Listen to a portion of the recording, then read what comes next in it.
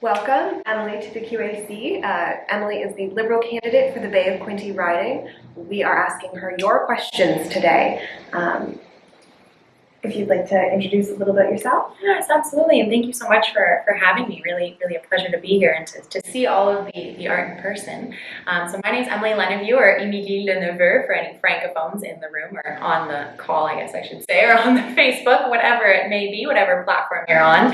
I did grow up here in Frankfurt. I was lucky enough to graduate with a bilingual diploma from the École Secondaire Marc Carnot, also going to Cité Jeunesse in Trenton. Then traveled just over to Wallbridge Loyalist, where I completed my biotech diploma from Loyalist College. And afterwards, I went on to complete more studies online through Memorial University for my Bachelor of Technology. But lucky enough, have been immersed in the arts in a few ways. So a couple summers ago, or 3 summers ago now, I started at the Kick and Push Festival out of Kingston, Ontario, where I worked as a marketing director for them. And I'm very passionate about giving back to this sector that gives back to so many people, especially during the pandemic times. Thank you. Yes, of course. Thank you. You're so welcome. All right, we'll get into our questions now. So Ontario is a big province, but the locations people think of as cultural hubs tend to be very centralized, like the big cities. How will you advocate to help attract artists to your riding instead of the big cities? Yes, absolutely. I think first and foremost, just ensuring that the excellent grants and services, and whether it be through OTF, for example, the Ontario Trillium Foundation, whether it be through the Ontario Arts Council, making sure that we're reforming these boards and committees so that there are professional artists, there are artists from various communities all sitting at this board, so that when you have artists or organizations applying to these funds and grants, you're actually seeing people at the table who are responding, who know what the industry looks like and know what every individual community needs. So I think the first thing is just reforming the Ontario Arts Council as well as the Ontario Trillium Foundation to really ensure that folks in the arts and from this industry are sitting at that table so that you get hopefully some better results when it comes to granting and that nature, but also ensuring that we're not necessarily separating ourselves from the business community and realizing that the arts is an economic driver and it should be an economic driver, and it's not just in Toronto or in Ottawa where we should be seeing great art displays. We have them here, right? So it's really making sure that we are focused on that regional approach when it comes to the big granting bodies. Excellent. That actually leads us right to our next question. Perfect. So we appreciate the Ontario Trillium Foundation and the Ontario Arts Council. We are considered rural, which is a priority group for the Ontario Arts Council. And we do sit in this amazing belt between Toronto and Ottawa. One of the, we have a national ballet school, we have symphonies, we have all sorts of arts organizations who actually need a venue with an orchestra pit and a proper stage and green rooms for and it'd be a great stop between all of those bigger central cities. So what would you be supportive of a performing arts center in Belleville? Yes, absolutely. One of the commitments we've made at the Ontario Liberal Party is to invest $50 million in creating new centers, but also rejuvenating any existing centers in regions. And should I be elected, I can promise you that I definitely would advocate for one of those centers to be here in the Bay of Quinte, because I definitely think we need it. I know there's a lot of thriving opportunities and thriving events in Kingston, for example, and we are seeing some things sort of come up from Toronto, but we really do need, to your point, something in between and a great stop for tourists that are already here and have, we have great restaurants, we have great things for people to do, but they also really want to immerse themselves in the arts and tourism, and I think this is definitely the hub or the place to do it with the Bay and the beautiful region we're in. Awesome, thank you. So the Bay of Quinte riding does encompass many different and diverse areas and peoples. How do you plan to prioritize Indigenous arts and cultures projects? Yeah, so one of the things we would reinstate is the Indigenous Culture Fund, so that $5 million that was scrapped from the Ford government, we would immediately, hopefully in the first 100 days, put that back in place, but at least in the first 2 years, look to create that specific fund for Indigenous artists. And I of course, would want to do more than that and to advocate to allow as many individuals from the diverse cultures to be at the table. as I said earlier, for reforming these boards and committees. The Ontario Arts Council, for example, that reform should include people of all cultures and all backgrounds when we do invite new people to that board, for example. But I think it sort of goes further than that as well in working with organizations to create fellowships or to create programs that specifically look for talent from those communities. And that's definitely something I would encourage on a personal level anyways. Great. So we're on that note again, should arts and culture be a funding priority for the government? And in particular, over the pandemic, the Ontario Arts Council saw a one-time $25 million, but it was how that money was spent was very, they were told how they were spending. So as an art service organization, we would like to see the operating funding for arts service organizations like the Arts Council increased, so that gives the capacity for the Ontario Arts Council to give out more operational funding to those bodies. Do you think that's a priority for the government? Yes, absolutely. I think that's definitely.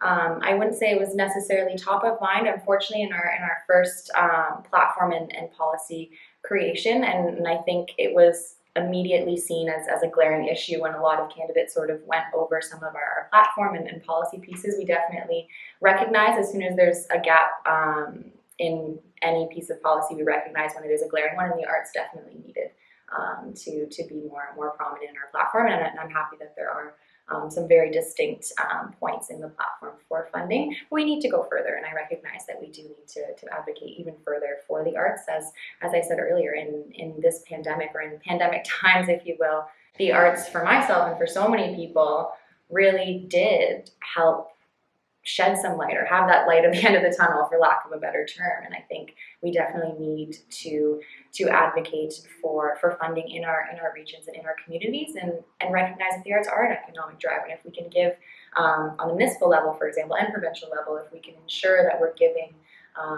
dollars to the arts, we'll actually be getting a lot more dollars back into our regional economy. So I'm definitely a proponent for funding for the arts. Excellent. And I guess the second piece to that I missed was, like we're hearing from the federal government, the Conservatives are looking at defunding the CBC. Mm-hmm. As far as provincially, do you support the TVO and TFO? I think TVO and TFO, the francophone version of that, of course, are giving some great curriculum and education pieces, and have really also stepped up throughout the pandemic to do so, and I believe that was funded through the Ministry of Education. Personally, I think it's imperative that we direct money towards smaller organizations and ensure that curriculum and those pieces are still getting published, but perhaps on a more regional base. But that is something that I will definitely have to get back to you on in terms of our central position. But I do know it is in discussion for sure. Thank you. Now, you said you believe the arts are an economic driver. Can you go a little more in depth on how you plan to prioritize them as an economic driver? Yes, absolutely. I think we often speak of tourism and events and entertainment, but the arts themselves are often forgotten in the conversation. So I am happy to see that on the Ontario Liberal Plan we speak of the arts when we're speaking of sports and culture and recreation and all of the ways we can give back to certain industries. The arts are very much at the table, or in those pieces of policy, and I think we need to continue to bring the arts in to as many different other industries, going from STEM to STEAM, for example. As a scientist, I know in trying to incorporate the arts in every single project I've been working on through outreach, whether it be through Let's Talk Science or the Canada-wide Science Fair, just really working with other industries to bring the A into the acronym, if you will, but it obviously does go further than that, and I think we really need to encourage our municipalities to give funding and to give operational funding to organizations, so that not only can we host events, but we can hire enough people to host those events and have events grow and thrive and get the media attention we deserve in this area.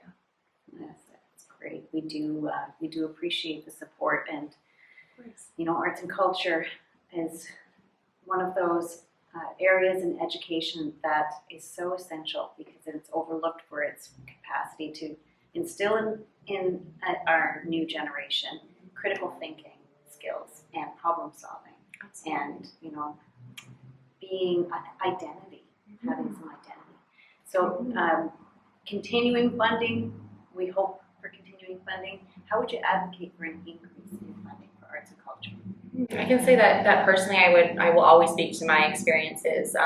I'll admit in the city of Kingston, just outside of our riding, so not in the Bay of Quinte, but I would encourage the city of Belleville and all of our municipalities to just sort of take a look at what's happening in Kingston, the operational funding that's going towards Theatre Kingston, the Kick and Push Festival, for example, Kingston Theatre Alliance. There are so many organizations that have been able to thrive and quite literally see a 180 in their organization and the events they're able to put through just a very simple 10-20% increase, for example, in funding. So I definitely would be looking to advocate at the municipal level for more funding, but also seeing if there are ways within our provincial funding to not match, obviously, the infrastructure federally, but see how we can use that funding and leverage that as an economic driver to then give back that money that we've made within the arts community, if you will, to give that back to you folks. So I think it's something that we need to look at a little bit more in depth of how we would do that over the next 2 years, but I do think there's room for sort of a kind of circular economy, if you will. Thank you. You recently completed an advocacy survey for us, and you rated your position on arts and culture an 8 out of 10.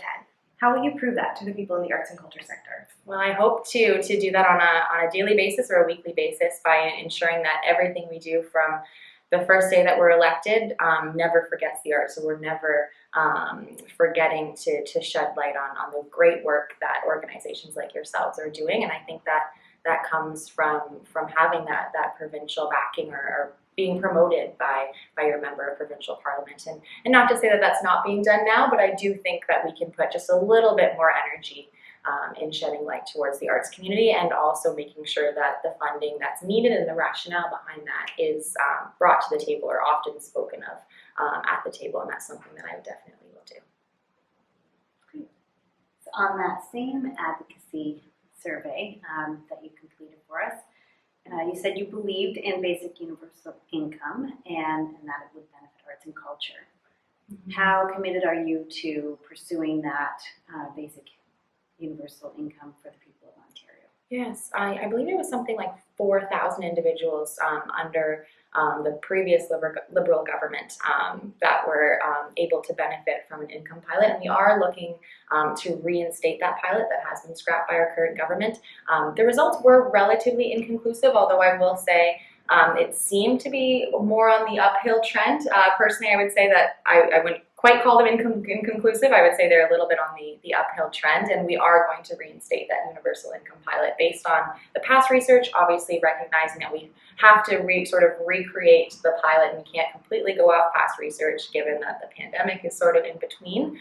But we are going to re-implement that universal basic income pilot, and I do believe it'll help all gig economy workers, and whether it be workers in the arts or whether it be entrepreneurs or maybe starting your own business in the arts or an artist themselves, I do think that universal basic income, as well as the portable benefits and the other things that we have promised, will really help all individuals in the arts and outside of our industry as well. That's excellent. So Liberal government should get in, then they're looking at reinstating that pilot project. Are they going to do it with the same kind of 4,000 people?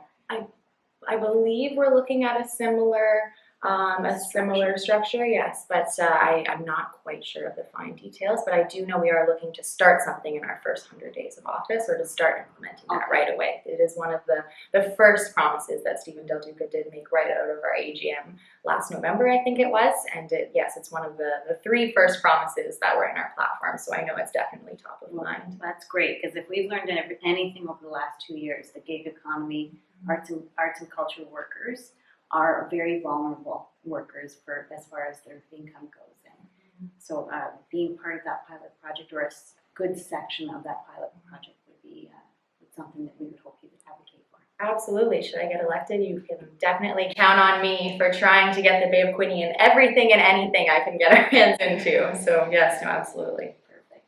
Awesome. Thank you. No, thank you. It's a pleasure to join you ladies this morning and to see all of the beautiful art around me. So thank you for brightening my day. Thank you. Thank you for joining us.